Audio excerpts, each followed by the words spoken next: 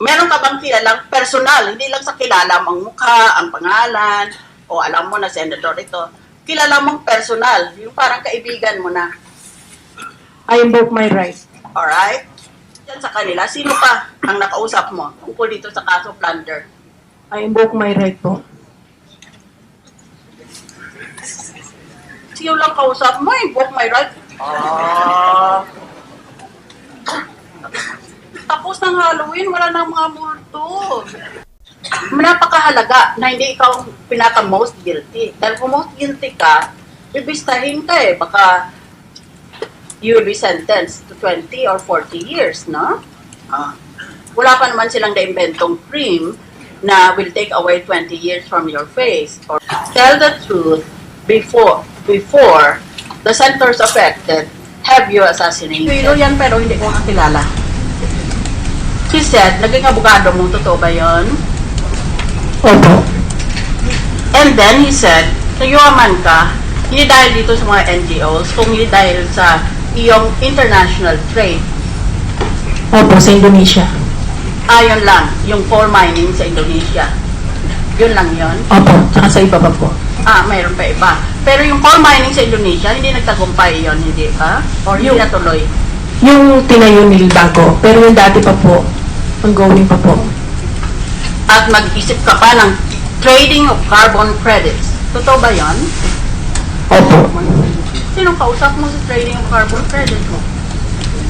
Sa US po. Sa Amerika naman. Opo. Ang dami, international personality ka pala. Ang dami mong kausap At ito palagi ang abogado mo. Ngayon, para malaman, no? Para hindi mo ako i-underestimate. Nang nag-doctorate ako, kumuha ako ng subject ng international trade law. Walang kabuhay-buhay ang subject na yan. Konting-konti lang kami kumukuha. Dahil puno yan ng tariffs, duties,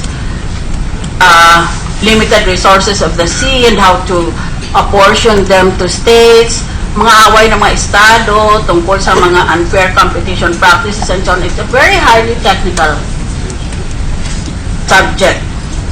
Kaya, dahil sa nakakuha ko ng international trade law, nakipagkaibigan ako sa mga Pilipinong sikat na yun ang kanilang espesyalidad. Ang pinakauna nating eksperto sa international trade law ay si former Chief Justice, the former Supreme Court Justice, Florentino Feliciano. Dahil naging member pa yan ng International Tribunal on the Law of the Sea. Pagkatapos, si Chief Justice Lourdes Sereno. Yun, abisado na ng international trade law na yan. Pero, kailanman sa buong buhay ko, hindi ko narinig na mayroon palang eksperto ng international trade law na ang pangalan niya si Rene Villa. Ngayon, ito bang si Rene Villa na kinuha mong abogado mo ay nag-graduate with honors ba ito? Di ba alam o ano? Hindi ko po alam. Alright. Kumuha ba ng master's yan sa law? Hindi ko po rin alam. Paano lang ngayon in-advertise ang sarili niyang he's daw an expert in international trade law, ulit nagtrabaho sa Kuwait, sa Jeddah, at sa Saudi Arabia. In other words, he's just an OFW masquerading as an international trade lawyer. OFW lang siya eh. Pagkatapos sabi niya, kasi mga negosyo ni Mrs. Napoles doon sa Indonesia, doon sa international trade credits, ako ang nag-advise sa kanya. Pero hindi ko alam kung magkano talaga ang pag-aari niya. Hindi ko alam kung ilan ang bangko niya. Hindi niya alam. Pasikat mong tao eh. According to the Securities and Exchange Commission, number of houses owned, 28. Totoo ba yan? Ipo. Ilan ang bahay mo? Tatlo? Konti naman masyado. Nasaan itong the others? Ma'am, may kaso na po kami sa NBI. Sa NBI, sorry po, sa BIR. So, doon na lang po namin sasagutin, ma'am. Sorry po. Okay, alright. Number of vehicles owned, according to Justice Department, 30. All registered under the JLN Group of Companies or JLN Corporation. Totoo ba yun? Hindi po. Ilan lang ang sasakyan mo? Pito po. 7 lang? Number of accounts with banks, 415 accounts with 17 different banks. Ilan lahat? Hindi po, pero I invoke my right to dahil, thank you po. Pero hindi ganun kadami. Alright. Na-exaggerate. No. Pero, sa lahat nito, hindi intindi ito ni Rene Villa who claims to be your lawyer. International trade lawyer daw siya. Ulit naging OFW. Ay di lahat palang mga kasapi ng pamilya natin na OFW, pwede na sila ngayon tawagin ng mga human resource experts or management experts, kung ganyan din lang, no? Yung abogado mong yan, just ichoso ko doon.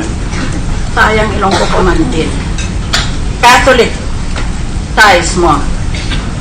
Is it true that you are close to the former parish priest of Quiapo Church?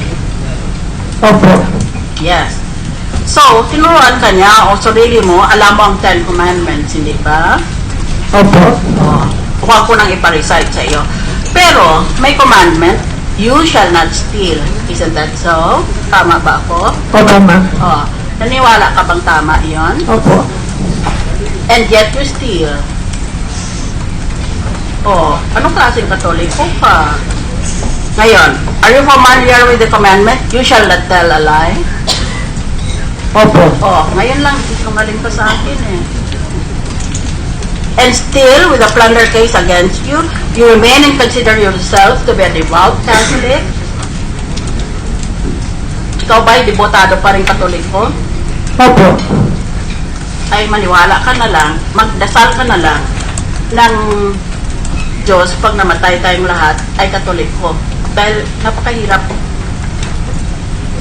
i-forgive yung mga kasalanan na pinagbibintang sa pinto mo. Ngayon, question 6. Ito medyo may pagkaligal, no?